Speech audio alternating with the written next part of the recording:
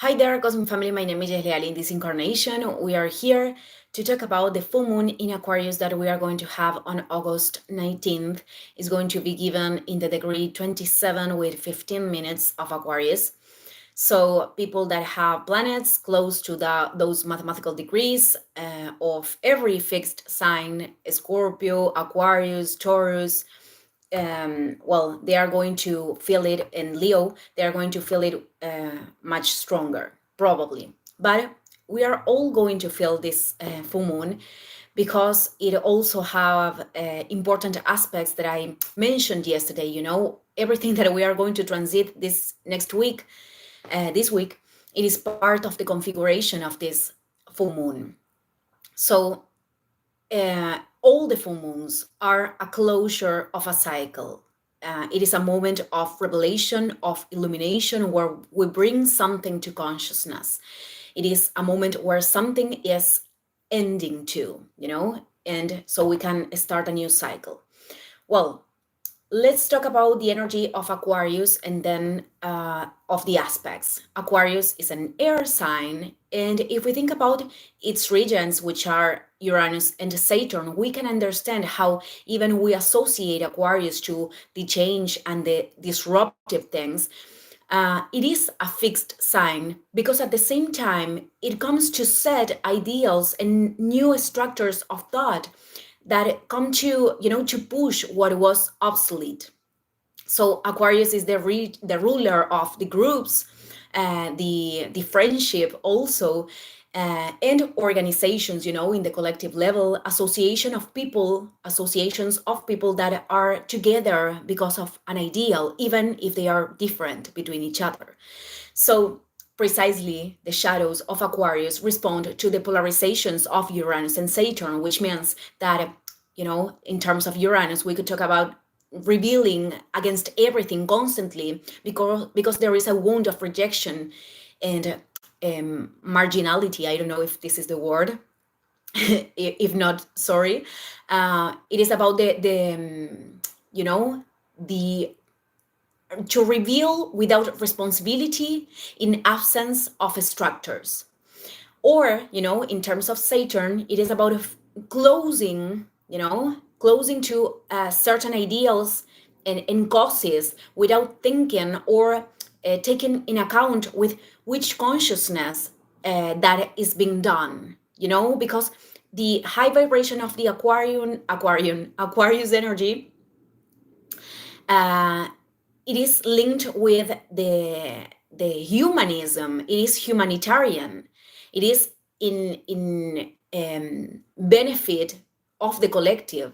So if we are carrying on an ideal, and in order to do that, that implies to act in imbalance with other people, then there is a conflict. The real change, in Aquarius, it is about setting new structures that are that are constructed with greater consciousness every time, and that must to contribute to everyone. And with this, it is very important to reevaluate, because not everything, because it is new, it is conscious. An example of this is the use of technology.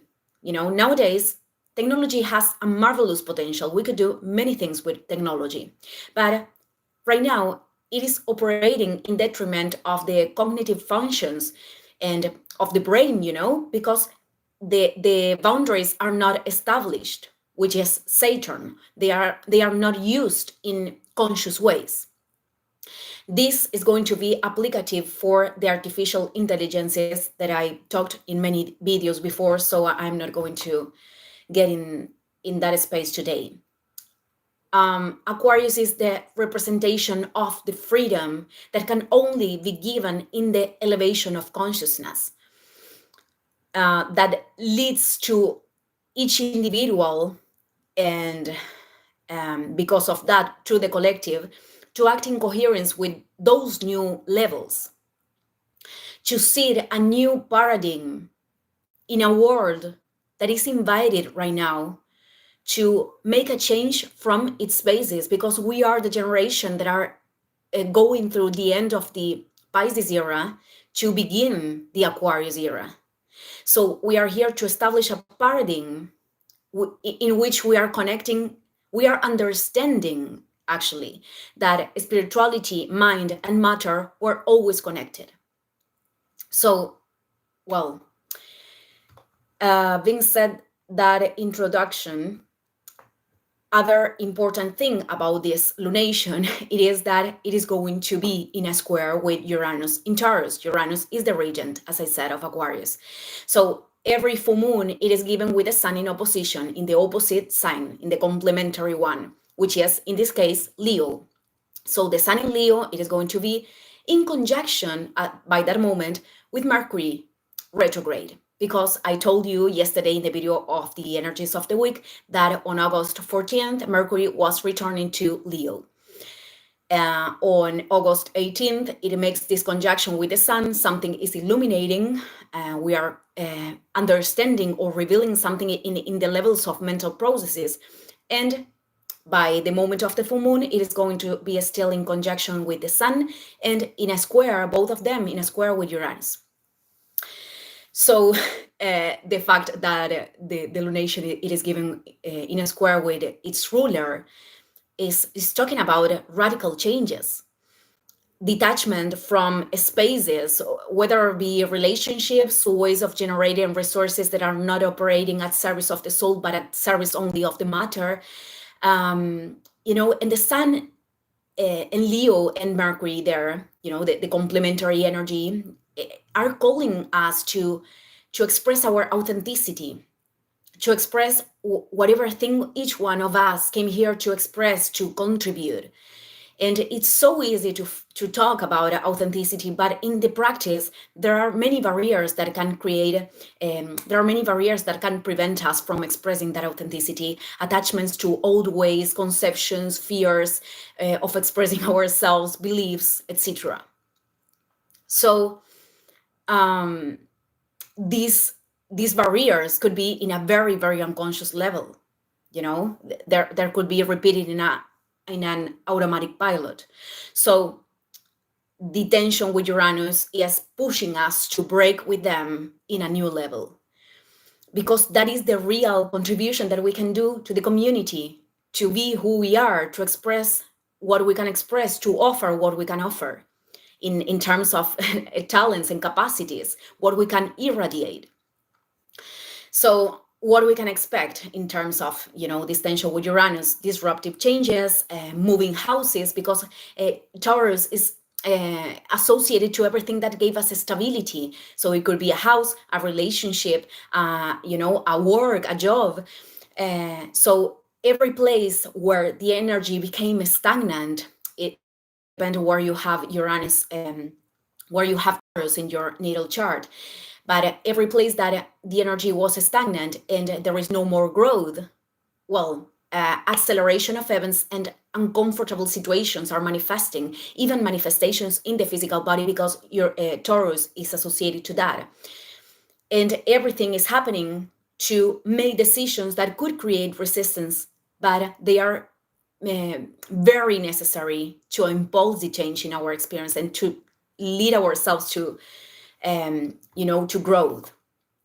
Uranus, it is also these downloads of information, these sudden ideas, sudden creative ideas with which we can help us to give the leap of faith, the evolutionary leap, the call of the soul, what we call the call of the soul. So in the collective level, of course, this could have great impact in the economy. We are seeing this already. And the fact that Uranus is still in conjunction with Algol, this fixed star that is associated to the violence, and how we can use our energy, and the resilience of, situations of abuse in order to, do something different. Well, this is a decision of each individual. So in this case, it is important to take in account that, manifestations of this energy could be, revolution, manifestations of people. But there are ways to break with the old paradigm, ways in which we can align ourselves with consciousness, and ways in which we can repeat patterns of violence, which is, from my perspective, doing the same that we have done as humanity until this moment.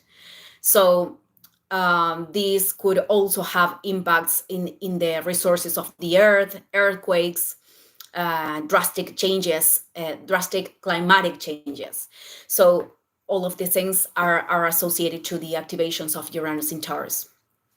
Well, at last, this is the last thing that I'm going to comment, because I did 2 videos already of this configuration, and I won't repeat that information because it has like many levels, so that's why I did those videos before. But this same day of the full moon, the square between Jupiter in Gemini and Saturn retrograde in Pisces is going to be perfected. So that's what I am saying, that this full moon is very charged of aspects that are important both in the collective and in the individual level. Something that we have to understand of the cycles between Jupiter and Saturn is that they make conjunctions every 20 years, and the last one they did was in December of 2020. That year was a special year for humanity, and they united in the degree 0 of Aquarius, where now Pluto, that is retrograde, is reevaluating ways of power and collective aspects that should die and transform in order the new humanity can be reborn. But this conjunction that was given in the degree 0 of Aquarius gave place to next conjunctions in air signs. So this is like a new era. And Jupiter and Saturn are associated to the norms and the parameters that we establish as society. Jupiter rules the horizons and the expansion of both individuals and a society, and Saturn structures, norms, authorities, boundaries, limits. So, of course, this has also implies, I think it is the word, in the ways that we are generating resources. At that moment in 2020, for example, what was manifested in the 2020, beyond the purposes of everything that happened, the important thing is what was the product of everything that we experimented in 2020. So many people, for example, had to create new ways of working that implied technology and virtuality. Even the people that had resistances with that had to adapt. So right now, 4 years later, we are experimenting an adjustment of something that we have initiated at that moment, and in both individual and collectively. So this, in reality, of course, it is going to depend where you have Gemini in your natal chart in the Pisces.